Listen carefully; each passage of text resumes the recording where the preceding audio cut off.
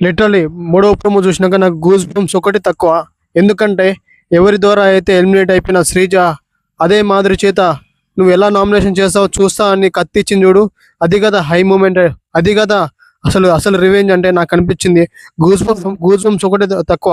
నాకు literally rebel సినిమాలో ఒక డైలాగ్ గుర్తొచ్చింది. నేను మూడేళ్ళ ఉపవాసం తర్వాత నేను వేటకు దిగానని ఒక డైలాగ్ గుర్తొచ్చింది నాకు.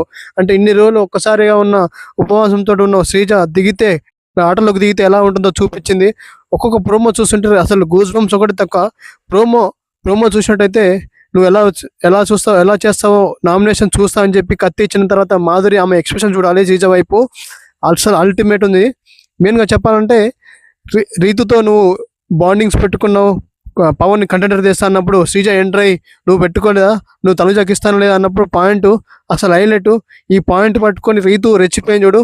రీతు ఈ దెబ్బతోటి మనకు ఆమెకు ఏమంటో గ్రాఫ్ ఇంకా పెరుగుతుందని నాకు అనిపించింది. లిటరల్లీ శ్రీజది గేమ్ చేంజర్ అని చెప్పొచ్చు. ఇలాంటి ప్లేయర్ కదా ఉండాల్సింది మనకు, అసలు ప్లేయర్. ఇలాంటి ప్లేయర్ ఉంటేనే గేమ్ ఇంట్రెస్ట్ ఉంటుందని నాకు అనిపించింది. మీకేమనిపించింది కామెంట్ చేయండి, లైక్ చేయండి, సబ్స్క్రైబ్ చేసుకోండి. మీ నుంచి కోరేది ఒకటే, ఒక కామెంట్, ఒక లైక్, ఒక subscribe. Thank you for the watching.